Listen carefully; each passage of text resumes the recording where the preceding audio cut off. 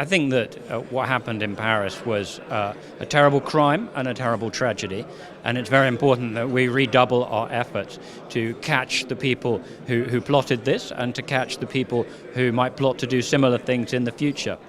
But I also think that it's important not to draw the wrong lessons from this, not to believe that this is a reason for shutting out refugees from Syria or shutting out immigrants from the rest of the world more generally. I think that would be a very dangerous overreaction and would play into the terrorists' hands. I think that we should be pleased and flattered that so many people in the world want to live in Europe. That is a sign that they embrace the values that Europe stands for, the idea of free markets where people can pursue their own fortunes in any way they like, of the rule of law where people live in safety and not in fear. And when people are coming here, it's because they sense the opportunities that Europe offers. And I think that we have enormous capacity to absorb them.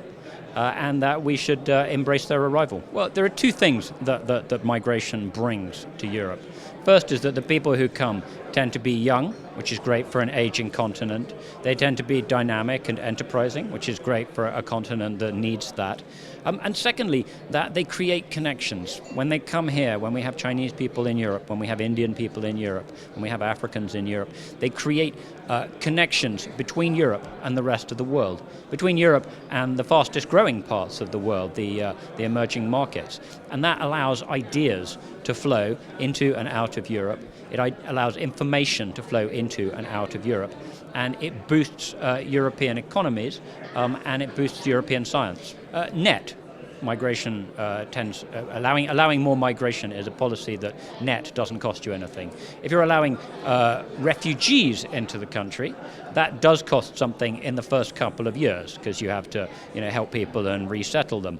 But very quickly you find, both with refugees and with ordinary migrants, that they end up contributing much more in taxes than they take out in public services. If you look at a country like Britain, the one group that has been the biggest net drain on public resources in Britain has been native-born Britons, okay? And they're bailed out by the immigrants.